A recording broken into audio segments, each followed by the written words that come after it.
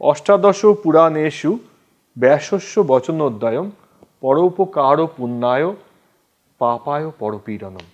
মানে 18টা পুরাণে এত গল্প লেখা আছে সেটা ব্যাসদেব দুটো মাত্র কথায় বলেছিলেন। পরের উপকার করলে পুণ্য হবে, পরের অপকার করলে পাপ হবে। একটি খ্রিস্টান মেয়ে, সে রাস্তায় বিপদে পড়েছে, তাকে দুর্বৃত্তরা তাকে উত্ত্যক্ত করছে, তুমি যদি সেদিকে না দেখে চলে আসো, ওই দুর্বৃত্তদেরকে প্রতিহত না করো, তাহলে তুমি অন্যায় করলে। তুমি যদি উপকার করো, তুমি যদি ওই মেয়েটিকে বাঁচাও, তাহলে তোমার পুণ্য হবে। খ্রিস্টান হলেও হবে, মুসলমান হলেও হবে, যে কোনো উপাসনা, সে নাস্তিক হলেও হবে। এটাই আমরা ধর্ম বলতাম।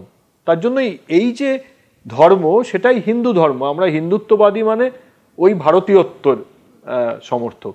এর মধ্যে উপাসনা পদ্ধতির সম্পর্ক নেই।